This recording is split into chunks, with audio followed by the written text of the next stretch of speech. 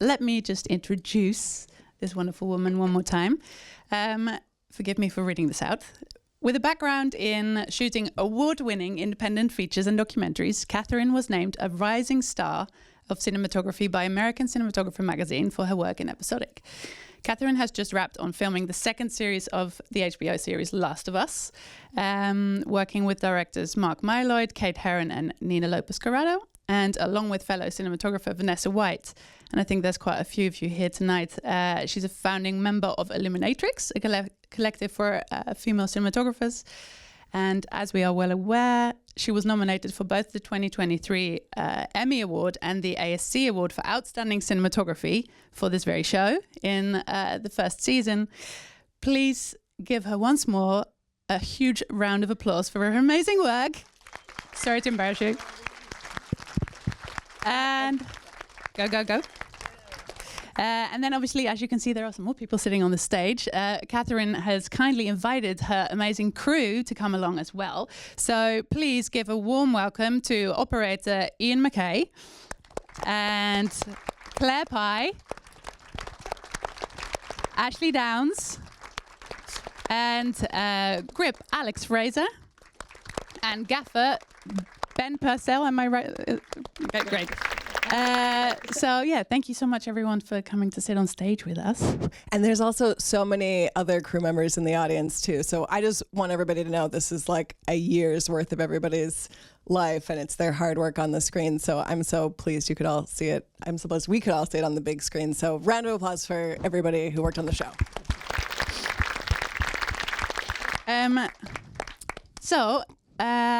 What I'll be doing is I'll ask a bunch of questions, but please, if you have anything in your mind that you want to ask at the end, there will be time for questions at the end. Don't be shy. Please ask your questions and please wait for the microphone to come to you so that your question will actually be recorded because this is all recorded.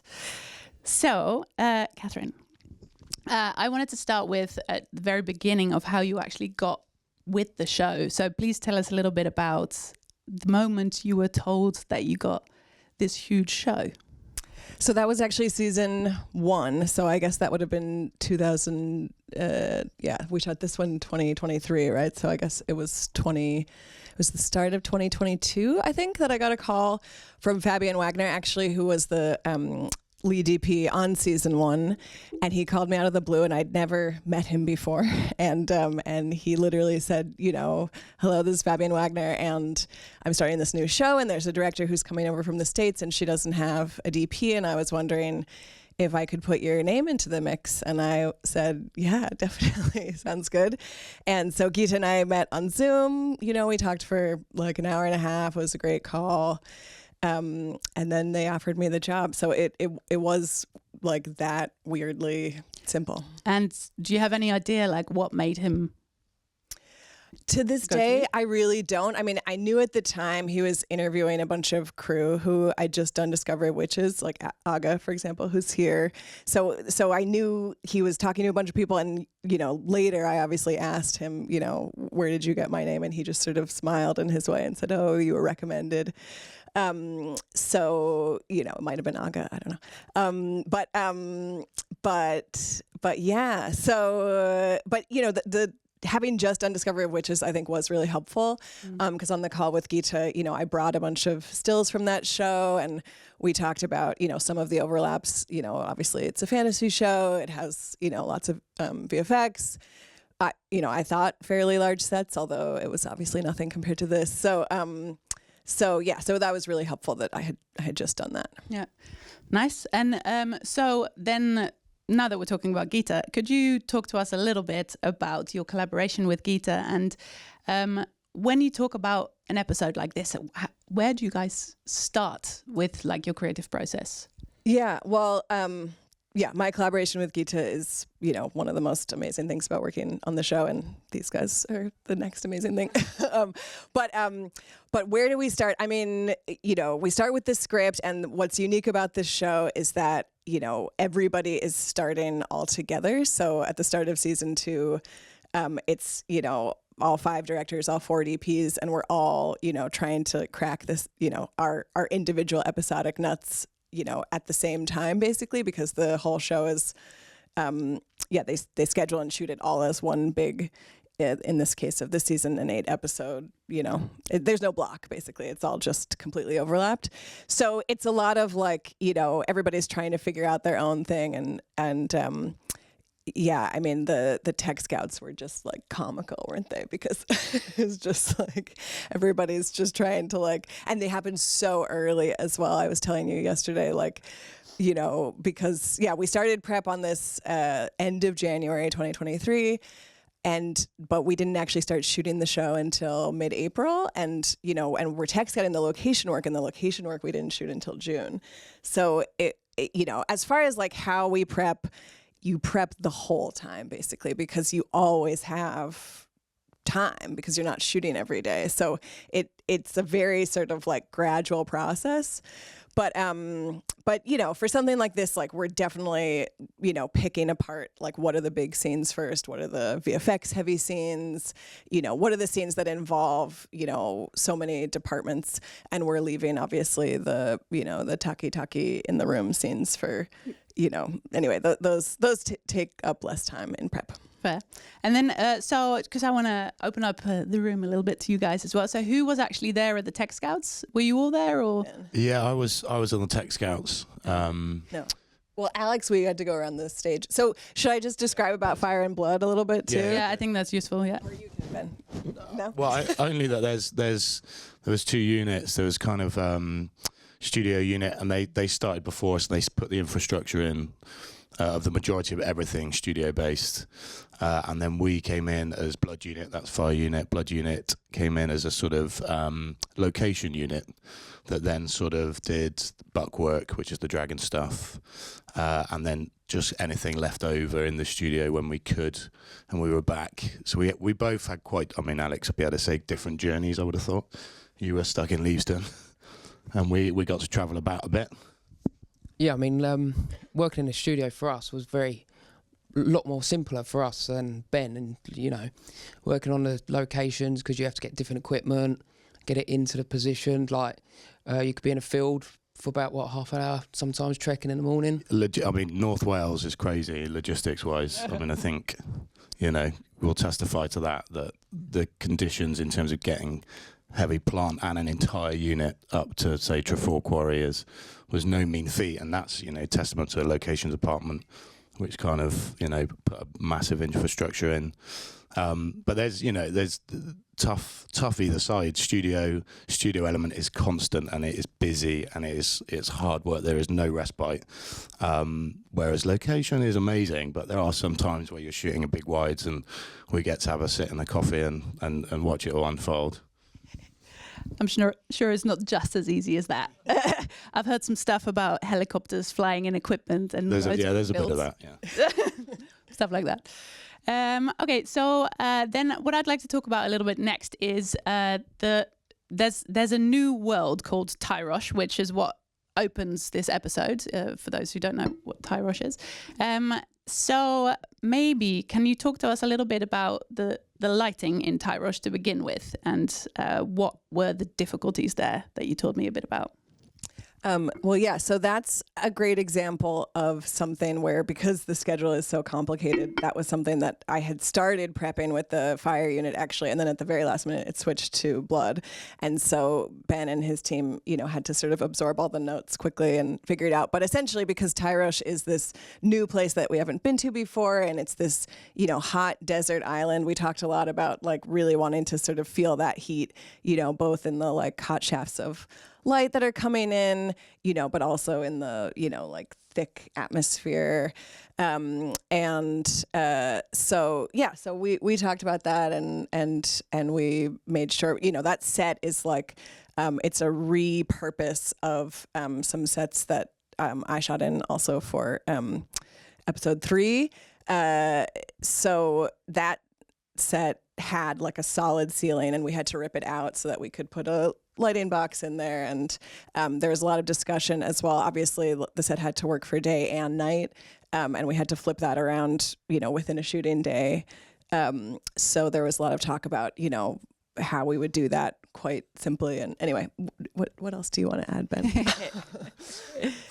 Watching it on big screen like that, I thought it was a good example of like the virtual. You see that big vista exterior monkey bringing us into then what is a set, and that's quite hard to blend together. I guess you'll probably say from big sunny a virtual exterior to then try and sort of match that when you haven't seen what the exterior is going to be either. Really, I guess you've got visuals, but because you don't necessarily know. Because this exterior where the monkey is at first and then walks in, they're two different places. Am I right? It's actually CG out there, so we didn't even shoot a plate for that or anything. We just had sort of art department concepts. But the monkey was real. So the monkey's whole approach we shot on blue, and Jason, our first AD, is here, who had to wrangle that thing. I was totally convinced it was a VFX monkey. So convinced. So it's a little bit of a back and forth, with VFX ahead of time. Like, this is how I want to light it. So obviously, it has to work with the background that they're going to create. And then the other big component was obviously the day exterior scene, which we also did together. So I don't know if you want to talk about that. We were praying for a sunny day, which we obviously did not get. Yeah, we got like about 20 minutes of 10 hours of sun and 10 hours of cloudy, quite rainy. And we put some really serious firepower in. We had soft suns, and we had what we call quads, which were 418K Arri Maxes on telehandlers, and it just learnt that you can't fight the sun, you can't recreate it really. We did our best, and you saw glimpses of it in there, didn't you? Where that's the thing. I think there's like some specular highlights that if we hadn't had that stuff there. Yeah, absolutely. Yeah, you could have just tell a bit of the story, haven't you? But it's tough when you shoot that interior, really sunny element, and then come to shoot an exterior in Surrey in September, October. And this was the mud fighting scene. Yeah, yes. correct. So Claire was there. She was in the mud pit.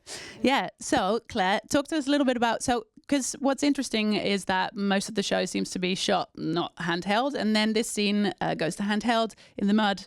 I'm guessing it got quite dirty. Yes, it did, but it was also quite fun. Like, you can get to the excitement of the fight. So yeah, it was quite fun. Not covered, just a little bit. So were you shooting? How many cameras were you shooting at this point, if you remember? I think it was 3. I think it was 3. Were you there? Think it was I couldn't 3. remember. No, you weren't there. I wasn't there. Maybe Fionn. Yeah, Chris, you guys there? Yeah, you guys were there. Okay. Yeah. And so, did you have? You look like you were about to say something else. No. No. Okay. So, what sort of notes were you given at the start of this, and then how did you sort of get yourself through the scene? I think at the beginning we started quite with the kind of the wides, and it was, as we went onto the scene, we came, and I think there were quite a big stuff, I seem to remember, with the crane. And then we went handheld, and I think because the ground was quite uncertain, I think for that scene I had actually an easy rig that I don't really use when I'm handheld, but it was a bit easier to kind of be really reactive, and it was fun. Yes, nice. Just don't fall in, but it was nice. Did that ever happen or not? It didn't. Okay, good. Yeah. And then so leading on from that, then because you were saying that basically the whole show was mostly shot 3 cameras at all times. It's mostly a 3-camera show. I mean, they don't actually give us 3 cameras on both units all the time, which is why, it's hard to remember what Ashlea did. She was floating around a lot, and Chris here. So, but yeah, I mean, we do shoot a lot of scenes with 3 cameras, even dialogue scenes between 2 people. That last scene in the episode is a perfect example of something that we did with 3 cameras. And so what would you say are like the pros and cons of doing that, or mainly the pros are quite interesting in a way? Yeah, I mean, there are definitely some cons, but no, I think on a show like this, what I learned in season 1, because I really hadn't done that much 3-camera work before season 1, and all of a sudden it was like, oh no, this is how we do things here. But the pro is really that,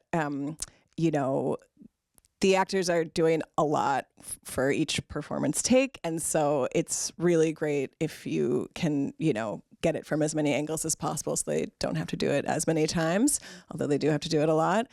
There's also, you know, depending on how many actors you have in every scene, there's quite a bit of time that happens in between action and cut. I don't mean between action. I mean, you know what I mean, between cut and then the action again. Anyway, the time between the takes. It is all the checks and, you know, all of that stuff is very laborious on a show like this where everybody's wearing a wig and everybody's got a really elaborate costume. And so that time, you know, just winds up really sort of weighing upon you. And so and then it just starts to feel like, well, as many cameras as I can put on this, then I'm giving people more editorial options. So I mean, you know, these guys know that I will try to get that third camera in, and you know, because you were there too, like one day, one very rainy day with us, where I was like, oh, we're under this bridge, I don't know if we can fit through, and then you were there every shot. Yeah.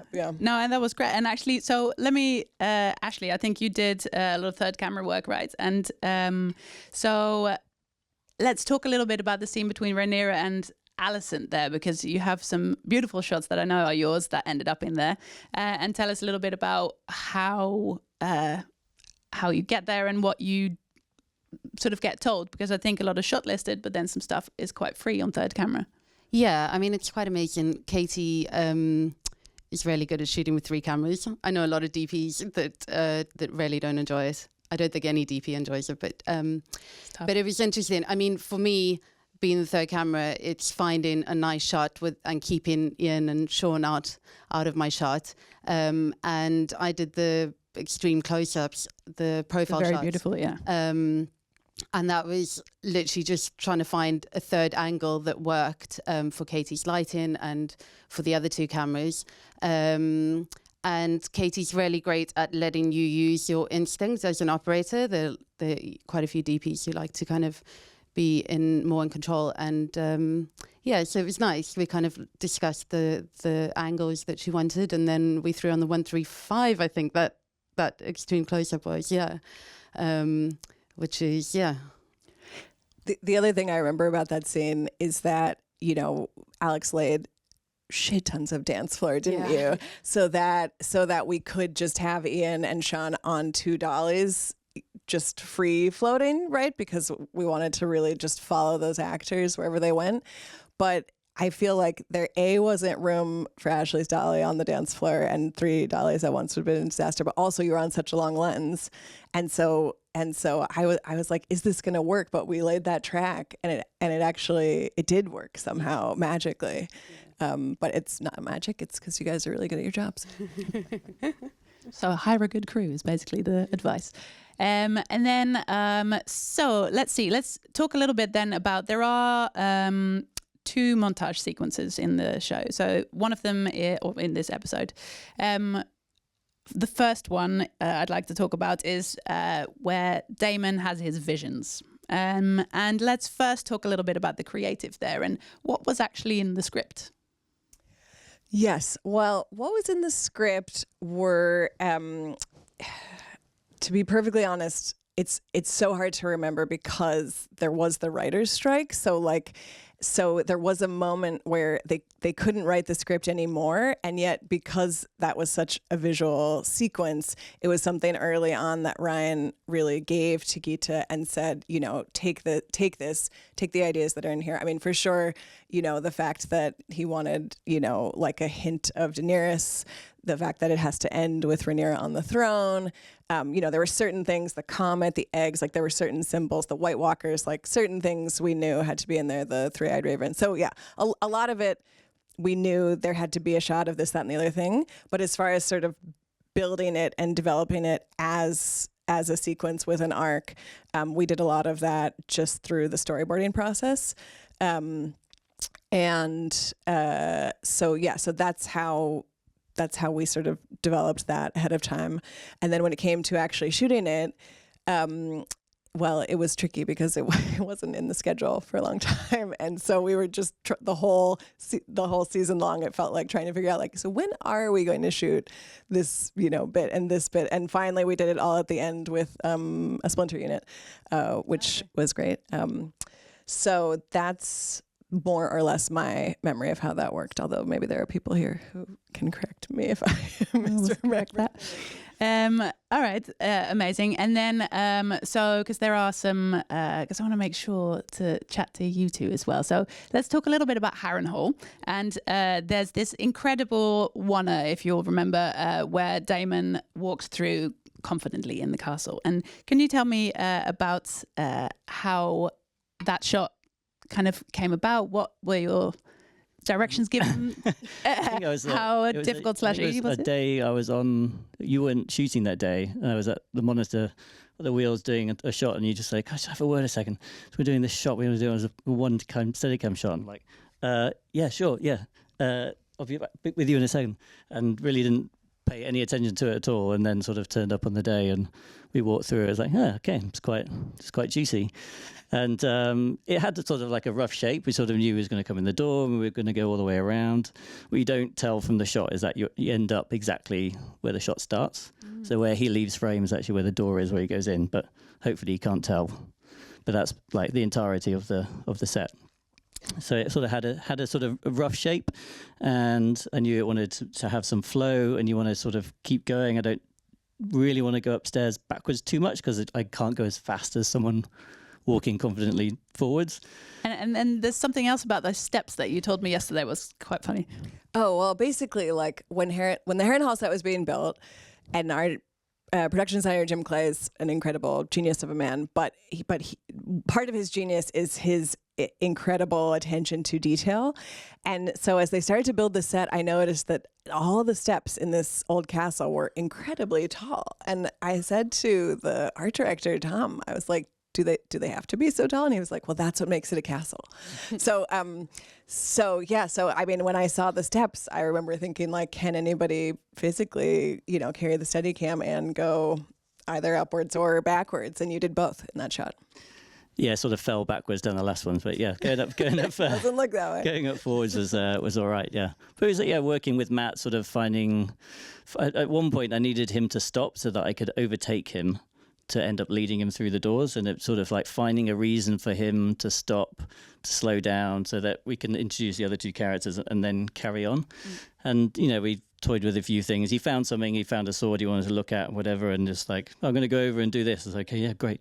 And I was literally sprinting across the room to try still then to get in front of him. But we worked it out, and it was good. And he's a good actor for playing around with that. He wants to help. He wants to get involved. He wants to have ideas and try it out. So. Yeah, there's a lot of buy-in, definitely, because we knew we really wanted that to play in a one-er, because we actually get to establish Harrenhal in our episode 3, and when Damon shows up there, it's a totally foreign place to him. He's lost and he's wandering through it, and so that is all told in quite a disorienting montage. And so this one-er for us was like a way of sort of showing how his character develops throughout the season, and by the time we're in episode 8, he now knows the place very well. He's cleaned it up. He is in control. He's amassed this army, and so by not cutting and staying with him, you actually start to understand the space a bit more, and and it's obviously less of a scary, unknown, mysterious thing.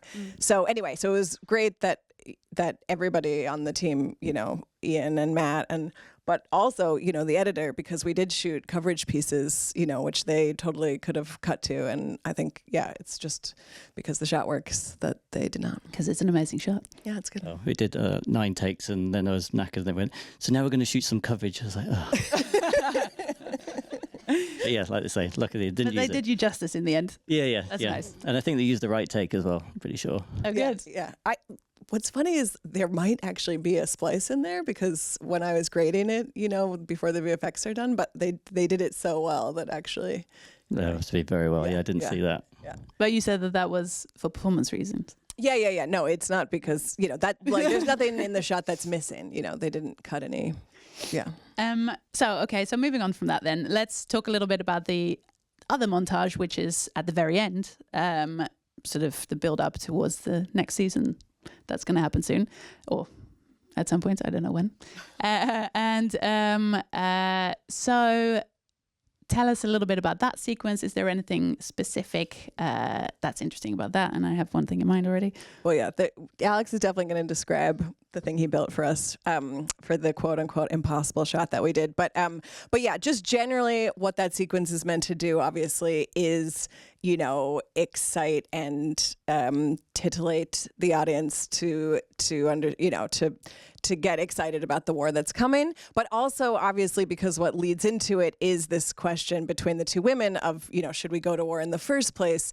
It's also a sort of building tension, like, you know, it's clearly happening anyway at this point, and is it too late for them to stop it? So anyway, it raises all these questions.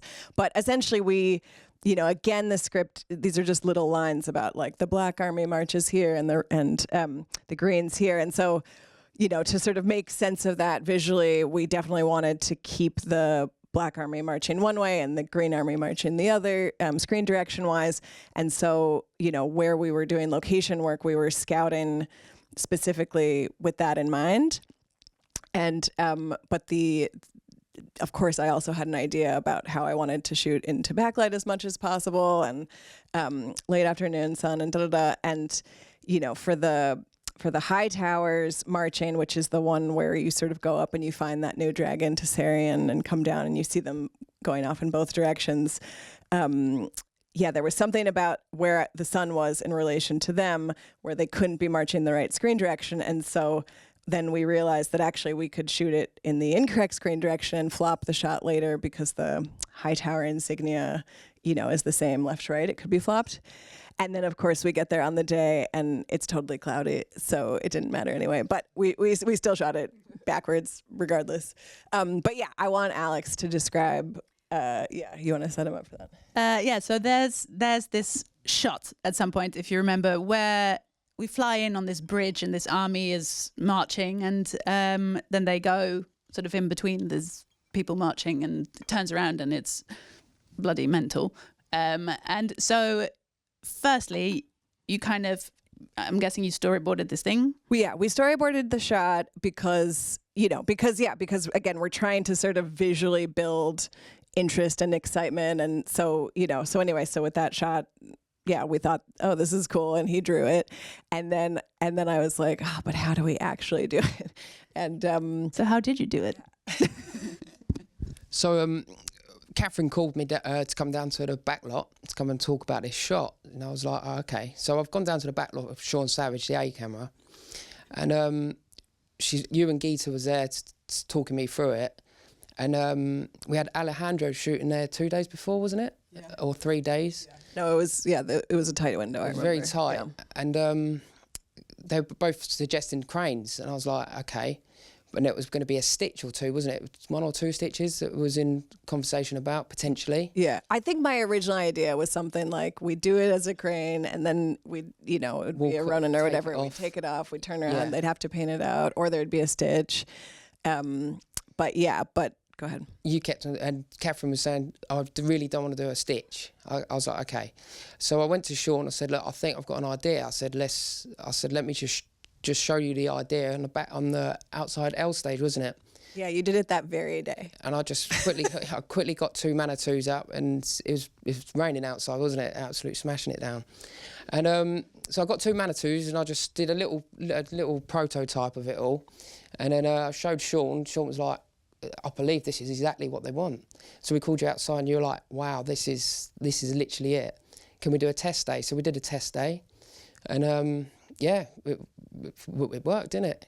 Do you want to describe how it actually does work? What I did, I had one dolly and track to actually take the camera through the set, about 300 foot long, I'd say it was, and then one dolly to descend the camera up and down. So one was doing one, and then one was doing the other.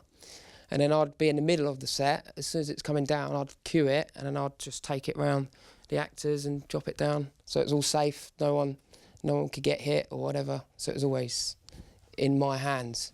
And the movement was good, wasn't it? It was really good, yeah. I mean, it was really good that we had that rehearsal day, though, too, because it was obviously like quite a dance between all the grips doing the lateral and all the grips doing the descent, and you and Sean, like, and then getting it in between all the people. So yeah, it was great though. And so I was there the one day, so I know how many people you were. But how many people do you have on your grip? Did you have on your grip team? So I've A camera, B camera, C camera, my best boy, and then standby is about 5 of them.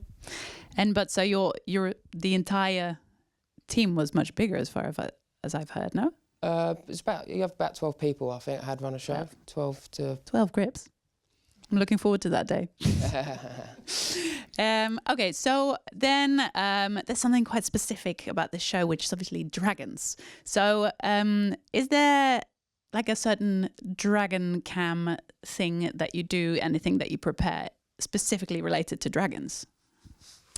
I mean, all the work with the actors on the back of the dragon, that's something that Ben was talking about, which we call buck work, which is, they sit on essentially, a mechanical buck. I don't know what else to call it. It's like in the bar where you are riding a big bull. It's a saddle, and it's animated. And so essentially you have to work out what all those shots are, including, the camera movements and how the dragon's going to move ahead of time, because they wind up doing all of that through motion control, so that the camera moves in sync with how the dragon moves. And then because that's all sort of locked in, from a lighting perspective, what we could do is, what we did do, that buck sort of sat in a ring of LED screens, and Ben can better remember, even though he sent me the diagram before this talk, how many there were and how many there were and whatever. I think there's 270 degrees with a gap, basically, for sort of camera work. A sort of, I think it's 20 foot by 20 foot front screen, 30 foot by 30 foot ceiling piece. Everything's on motors, so it goes up and down, left, right. The ceiling piece can come, I mean, it's frightening to watch, but it's all safe. Coming down can come in any direction. And then you essentially follow that in a 270 degree angle. And the screens were great, like in terms of being able to put interactive lighting into a sort of face and on the saddle, and playing sort of part of the scene through that. It was a lighting tool as opposed to a visual effects tool, I think, isn't it? Yeah, that's correct. So so the actual like pixel pitch nothing was meant to be in camera. It wasn't proper virtual production screens. They were lighting screens. Yeah, and they were really handy. I have a huge amount of experience with LED screens of that big, and they were really accurate and sort of really natural. And then we also had, do you remember the Goldschmidt? Yeah. Do you want to talk through that? Well, basically, like, yeah, how did that work? So essentially, they did one buck shoot before I got in there, where the motion control wasn't ready yet or something. So it was just a techno dolly, and so it was on a container. Yeah, it was just in the middle of the room, so there was still tons of lighting space. And so I got that into my head, like I would have that same space. And then I showed up, and the motion control rig had to, when they reconfigured it and actually brought it in, they had to turn the container on its side, and suddenly it just shrunk the stage right down. And so then I had no space to light. And so the Goldschmidt became the fact that we cut a massive hole in the container itself so that we could push light through it. So yeah, there was some running joke that I basically got mostly every department on the show to cut me holes to put lights in. It worked though, didn't it? Yeah, it worked. Yeah, it's good. It worked. How am I doing on time? I don't see where Audrey is sitting. Oh, that great. Okay, great. So then, now that we're on the topic of lighting, could we chat a little bit about lighting with fire and how much was actually lit by fire in this show? There's a lot of lighting done with fire. Yes, because the special effects department is wonderful, and they are happy to provide us the tools. And so, I mean, I would say, on season 2, we probably did, I know we did more with LED than season 1. Season 1, it was kind of pre-established. What Fabian set up is like, he really likes working with real flame a lot. And season 2, we had to work faster season 2 actually as well.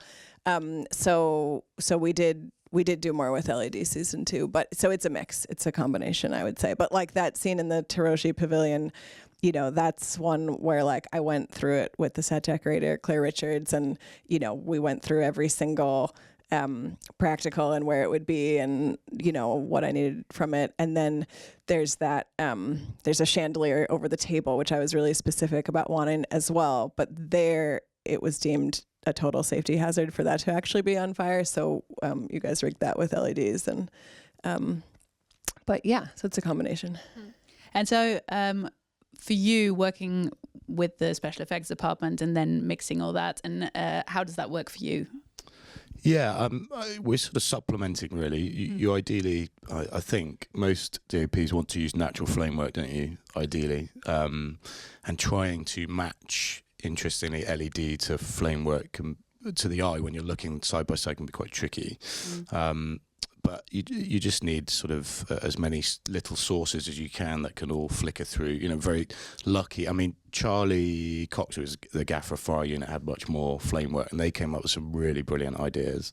They used a lot of pixel tape, which is, you know, multi-channeled LED tape, sort of LED tape on steroids that they wrapped around various things, which was really cool. And yeah, you just, I wouldn't say busk it, but you have to. It's kind of on the day stuff, really, isn't it? When you sort of see you need a little more, and you bring in sort of a few different, you know, very various hysteras are very good for flame work because they're multi-pixels, and we used a lot of that. But ideally, you want to use the flame, you know, the real flame.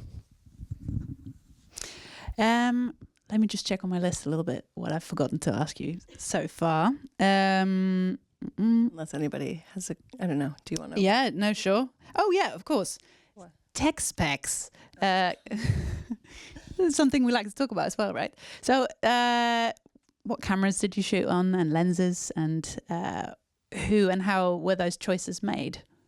So season 2, we actually did change it up from season 1. Season 1 was large format. It was Alexa 65 is the A camera, and mini LFs were the BC, et cetera, cameras.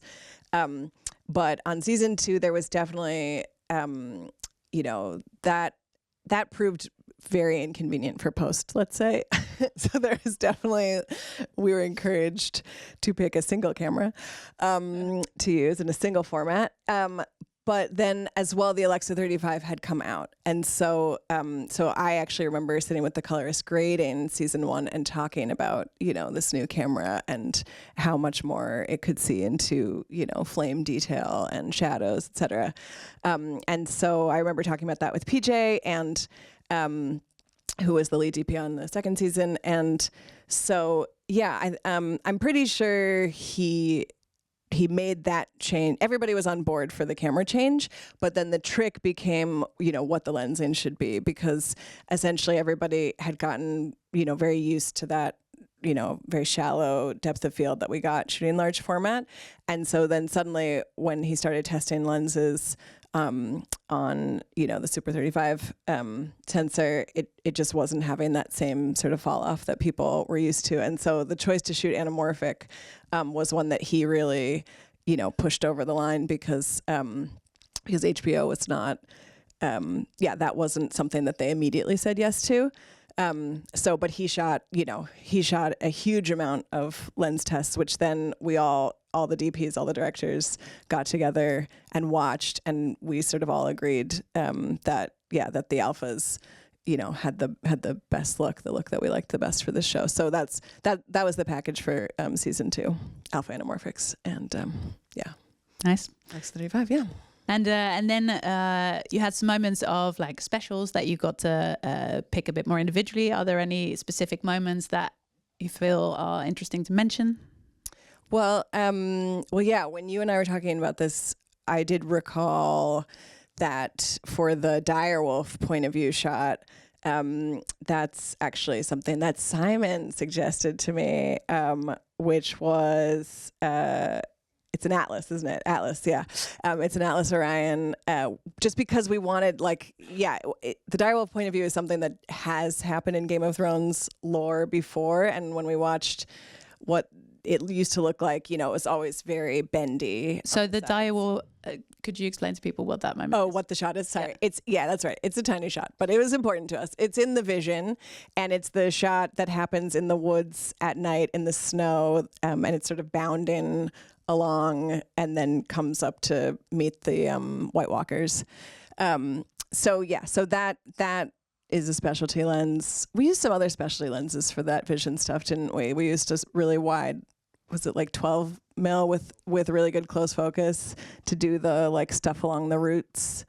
And I'm trying to think if there, but anyway, yeah, it was whenever there was special stuff to do, we got in special lenses. Very nice.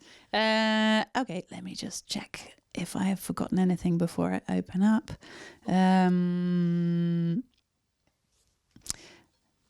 Let's open it up to the room. So is anyone gonna hand microphones? Please wait for the microphone to come to you so that your voice will be recorded. Yeah, maybe one at the end, and then okay. So, does anyone have any questions that they'd like to ask? Don't be shy. Be the first one. Be brave. I can't actually see very well. Is anyone holding up their hands in the back because it's very backlit? Oh dear, first. Yes, so I wanted to ask about the storyboarding. How involved did you get, and what was the process for that?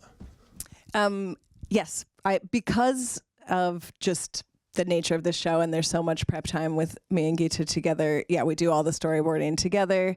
There's an artist we like working with, Adam Pescott, although he wasn't available this whole time. We worked with a couple different people.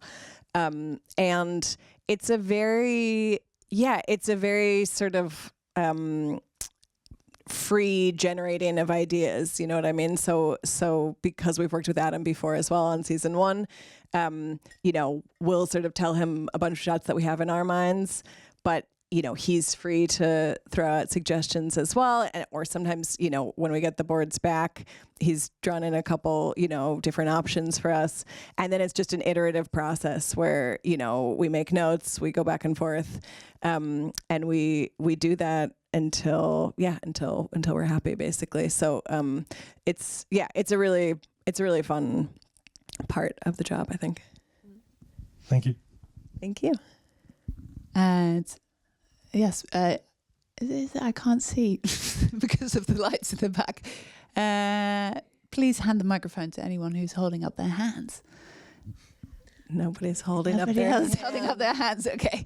Oh, here in the front we have someone in a red jumper.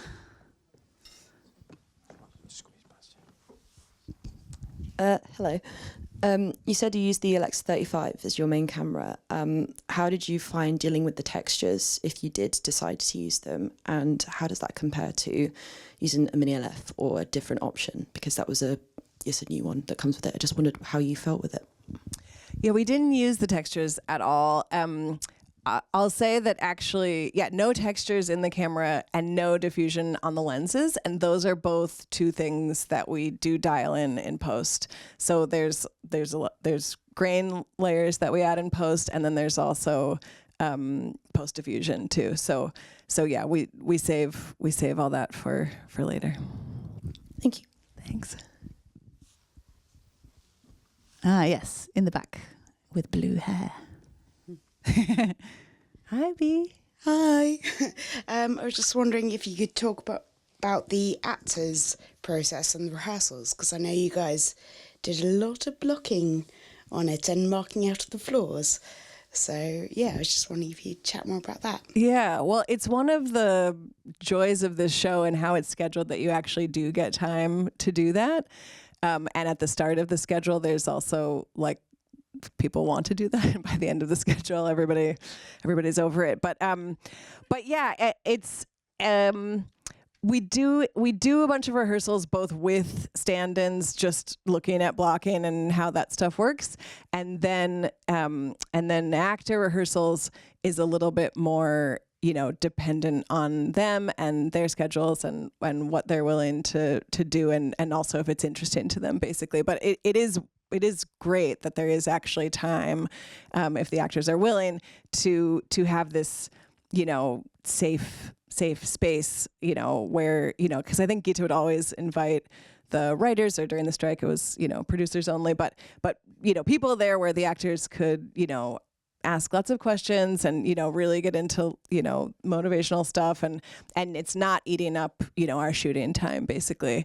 And, you know, I would always go along to those rehearsals just because it was always instructive for me to, you know, see sort of where they wound up blocking the scene, and then it was much easier to do pre-lights and all that stuff. So yeah, I mean, it's pretty awesome to have that ability to do that stuff ahead of time on a TV schedule, and it's quite unique just based on how the show works. Is there anybody else here at the front?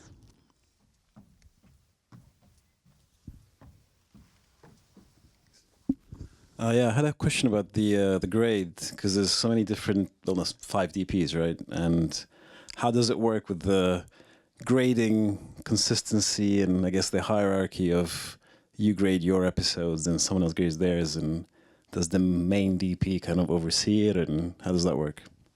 I think the way it happens, although I don't actually, you know, I think PJ grades his episode first. And then each of us get our time. I actually think it's the showrunner who comes in at the end. I think it's Ryan to cast the sort of final eye.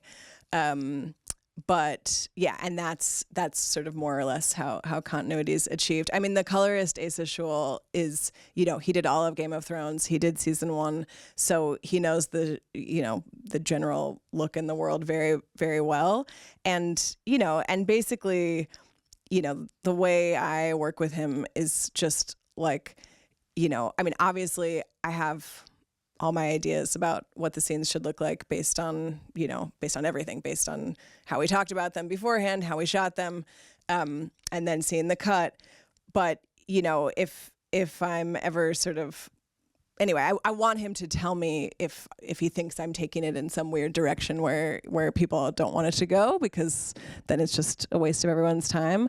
But for example, the Tairoshi stuff, like, that's a new world. So I knew we had this new opportunity to push a little bit harder or in a different direction to the rest of the show, and he was totally game to do that, and Ryan must have liked it because it's still there. So for those scenes, you know, we went definitely more saturated, more contrast, you know, yeah, warmer overall, I would say. Yeah. And at the back, in the middle, roughly. Can you tell us a bit more about your prep and how much time you had, and how you went about putting your crew together and finding your key collaborators?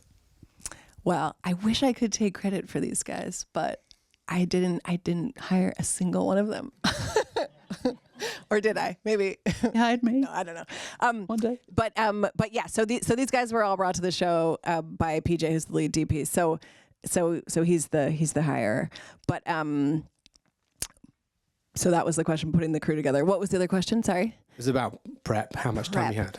Yeah, that's a hard one to answer just because of the fact that prep never ends, right? Because it's you know, I'll shoot Monday, Tuesday, not Wednesday, not Thursday, Friday, and the next week it's totally different. So you always have these pockets of prep time, which you use basically because yeah, who wants to decide everything up front and then and then take days off? No, it's not how we do it. So it's really hard to judge actually how much prep time you get, but on this show you get far, far more than any show I've ever worked on, which is great. It means you get to think about things and rethink about things and talk to lots of people about lots of things, and, you know, make it good, make it specific.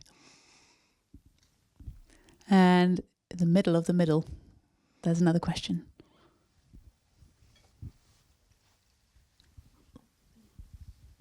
Hi. Considering it is, in a sense, a high-intensity environment, do you have any tips, tricks, and tools that you sort of constantly rely on to keep you in the right mindset for everything that's happening? Apps or programs or stuff like that? What kind of program? Sorry, what did you say? Do you have any like tips, tricks, and tools that constantly sort of you wouldn't work without throughout all the processes, especially on such a large production? And is that, and you're saying tips, tricks, and tools to keep like calm or like for planning processes, for stuff you use on the day, like Shot Designer, for example? Oh, sure. Okay, sure.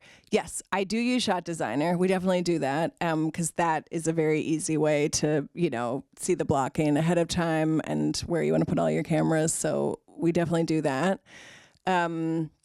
It's funny because as you were saying, like, oh, it's a high pressure environment and right behind you is my DIT Bob. And so I was thinking like, well, how do I deal with a high pressure environment? It's probably just like, like clinging onto Bob's shoulder and like breathing deeply in his ear.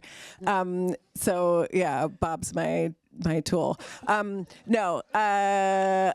don't know, guys. What else do I do? You meditated. So hire Bob. You did meditation. Yeah, meditation. But if that's not your question, I want to make sure I'm actually answering your question. No. Yeah, is that all helpful? Yeah. Okay. Nice.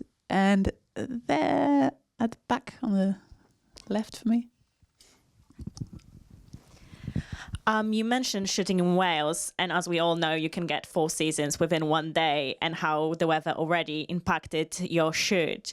Was there like any time where the weather made you compromise your vision and made you change your plan for certain scenes? It definitely compromised the vision. Did we change the plan though?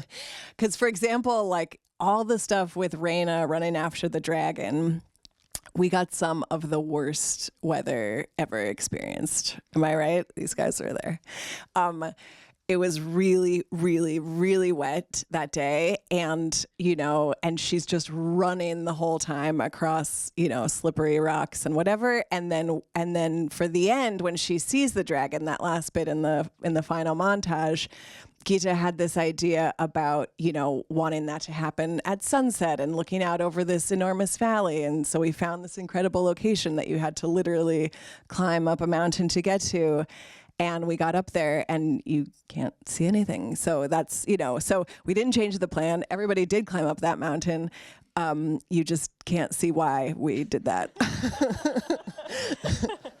So, yeah. But it's still looks good. It still looks good. Nobody knows.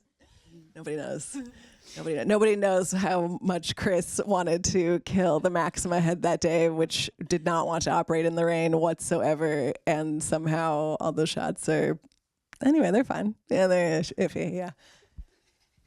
Yeah. Anybody else? Nobody else.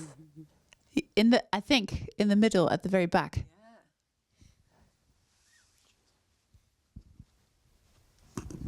Hi. Sorry, it's a very technical question, so I feel even stupid to ask. But you say you were using the alpha lenses with anamorphic large format, but then you were using the Alexa Super 35. So how does it work? And then what is the aspect ratio of the show? Because I didn't feel it was like anamorphic. And then what is the difference? Like, because you have a lot of shooting in the volume. As I understood, it's better to use like LF, like a large format camera to shoot on the volume. So did you see any difference to shoot with a smaller sensor? Yeah, I think that's it. Okay, good. Well, let me just make sure I answer all of them. So yeah. So the easy one is it's 2-to-1. And the season 1 was 2-to-1 as well. And that was sort of an HBO must, basically. Like they would let us shoot anamorphic, but we had to crop it 2-to-1. As far as the alphas covering the sensor, I mean, yes, they are large format lenses, but so obviously, but anyway, because the sensor's smaller here, there's no coverage issues, and I don't know what else would there be. Yes, so the aspect ratio of the when you use the Alexa 35 with the anamorphic, what is it 2:1 as well? So well, that's a crop. The 2-to-1 is a crop. So yes, and then you wanted to know about. Sorry, you have to the volume, shooting on the volume with a smaller sensor. Yeah. So season 1 they did shoot on the volume, but season 2 they scrapped it. So the whole stage gone, which meant that, you know, we did the buck work as we described. You know, that was the most sort of volume-like, but obviously because we weren't shooting those LED screens for backgrounds, they were just for lighting purposes. That didn't matter. And then everything that was previously a volume set that came back just became a blue screen set. So in this episode, that's the last scene when when Damon bends the knee to Rhaenyra. That's a blue screen set. And I think that's the only one in this episode. There's another scene we shot in episode 3 where they're in the sept. But so yeah, but I think, I mean, to your point though, you know, if we were shooting anything in the volume, I think the same principle applies. That's sort of why we were drawn to anamorphic on the smaller sensor for that depth of field reason. Yeah, and we shot wide open a lot of the time. Yeah. Thank you. Looking at Chris here in the front for confirmation. I have a actually follow-up question about that, because so I once did the same on some short film, and there was like a lot of aberration, you know, like the shape of the aberration of the anamorphics. So then did you ever find that with the operating of that, did you ever have any issues with like top and bottom? Yes. Yes, we did. Yes, we did. Well, we had 2 sets. I mean, we had V1s and V2s of the alphas. So one more characterful than the others. So if you've got a single person in frame, you can frame yourself around the aberrations and use it to your advantage. But if you're filling the frame with characters, or you're putting people on the edge of frame and it's just falling off too much, it's going to mush, then you could swap to the V1 for the sharper image. And we carried a bunch of master anamorphics as well. So if it still didn't work, you could always fall back to them. But yeah, Ash, what were you going to say? Because I was going to say there were times where my focus puller would just kind of whisper in my ear and be like, "We can't get that," or the director will be shouting, going, "Pull to the background," and I'm like, "We can't get it." Like, it was just mental. So yeah, the real heroes are the focus pullers. Yeah. You two here at the front, and Luke. Yeah. Quietly. Yeah, first also like amazing job from the focus pullers from Luke. I mean, obviously my favorite, but often I had the same. It's like, can you not frame like this because I can't get it. Like, okay. Yeah, it's tricky though, because Gita, her pet peeve is she really doesn't like putting people in the center of the frame unless you're purposely putting people in the center of the frame. And shooting with these lenses is like, that was the challenge, wasn't it? It's like, well, which lens lets us put this person in this part of the frame? So yeah, we played that game a lot. Glad I'm not the only one who had trouble with that. Oh no. Oh yeah, that's right. I remember we had you do like a freaking wide shot on a 40, which was just mush. Oh well, that as well. I felt very good about myself. There's another question there. Just a quick one. So with all the issues that you have to overcome with shooting Super 35 and anamorphic lenses, would you do it again? Yeah, definitely. 100%. Yeah, no, these issues are, anyway, it's all part of the artistry. I really liked the combination, honestly. It's just, maybe I would have, by the end, we had sent back a lot of the ones that weren't as, resolving as much. I forget, which ones were they, the version ones? 2s, I'm looking at Chris for the V2s. The V2s were the ones that we kept. No, sent back. Right. Okay. That's what happened. Anybody? How are we doing on time? Why can't I find Audra? Where are you? Oh, you moved. 5 minutes?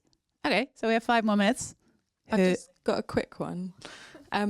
How much influence did you have over the VFX? Like, how did you work with them?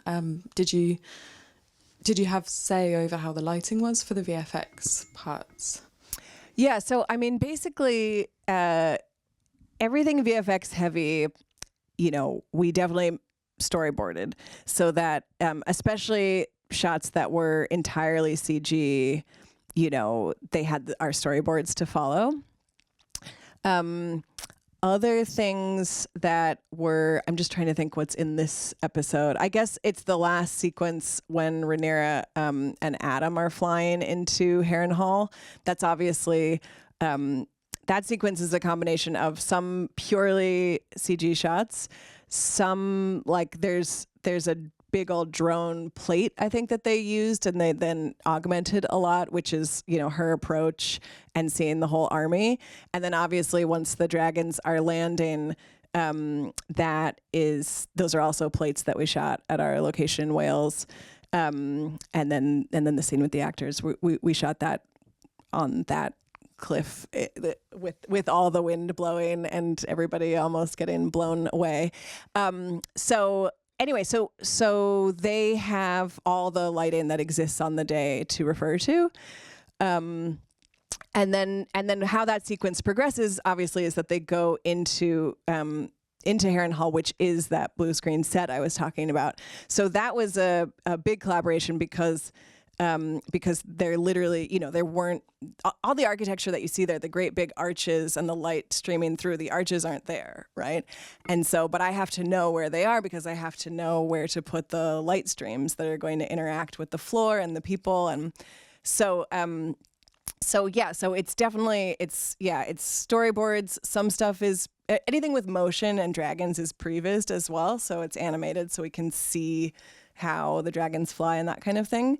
But then that sequence, in Harrenhal, that was all just storyboards. And then because it was a virtual set, we also, went into the virtual set and found a lot of, those architectural angles. And it was while we were sort of scouting the virtual set that, that we had the idea, because the ceiling is open, that we could actually have the dragon fly over. So that actually wasn't written into the script, but we had that idea visually and we drew the boards and we showed them, to Ryan and the VFX team, and everybody loved the idea. So anyway, that's a little bit about how we, get on the same page with them essentially. But yeah, typically there's always some lighting for them to refer to, I would say. Thank you. And they shoot a lot of, balls and charts and that kind of thing on the day. Anybody else? Or shall we move on to... There's one there. Oh, wait. Oh, that. Okay, sorry. Sorry, sneaky follow-up to that one. Did you use anything to create the arches on the floor? Any sort of Go-Bowie type stuff, or? Yeah, so for that scene, which Ben sadly didn't do, but it was the other team fire, or I'd be passing off to him. I used mole beams because I definitely knew I needed to sort of have something a little bit sharper to create the shafts. And then it was just a lot of, flag work, basically. And that's it. Anybody else? All right. So then I would say let's move on to the next part of the evening, which is have some drinks and hang out together. Thank you very much. Please give them a huge round of applause. Thank you guys.